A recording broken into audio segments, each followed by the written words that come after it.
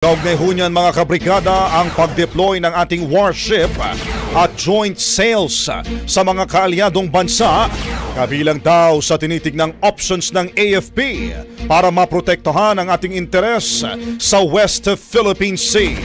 Brigada Kath Austria, ibrigada mo! Brigada! Live report! Kasunod ng insidente sa Bajo de Masinloc kung saan nag-deploy ng Chinese warship upang harasin ang barko ng Pilipinas, kabilang sa mga nakikitang options ng Armed Forces of the Philippines para maprotektahan ang ating pambansang interes sa West Philippine Sea ay ang pag-deploy din ng warship at pagsasagawa ng joint sale kasama ang mga kaalyadong bansa. Ayon kay AFP Chief of Staff General Romeo Brawner Jr., mahalagang tandaan na hindi nag-iisa ang Pilipinas sa rehiyon at may iba pang bansa na maaaring magsanib puwersa upang tutulan ang agresibong aksyon ng China.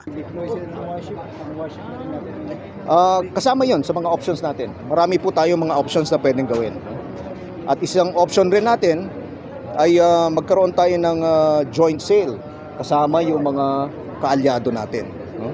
So, alalahanin po natin na hindi lang tayo nag-iisa dito sa rehiyong ito. No? We have other players in the region. So, we may come together to act against these aggressive actions by China. Aminado si Brawner na hindi karaniwang lumalapit sa Bajo de Masinloc ang mga magkakasamang bansa, ngunit isa rin ito sa mga posibleng hakbang na kanilang ikinukonsidera. Kakausapin at kukonsultahin nila ang mga partners at ang Philippine Coast Guard hinggil sa posibilidad na maisagawa ito. Binigang diin ng AFP na magiging isang whole-of-nation approach ang gagawing pagtugon, isang koordinadong aksyon mula sa AFP, PCG at iba pang ahensya ng pamahalaan upang matiyak ang karapatan at seguridad ng Pilipinas sa teritoryo nito. Kung mapapansin mo ay hindi tayo masyadong lumalapit dun sa Bajo de Masinloc. Okay, sige. So that's an option.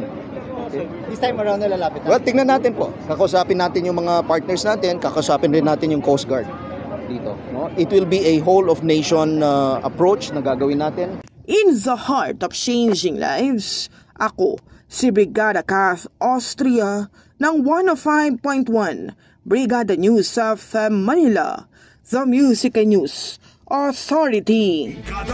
Ang bahaging ito ay hatid sa atin ng Maxan Mangosteen Santon Coffee. Max Healthy, Max Sarap.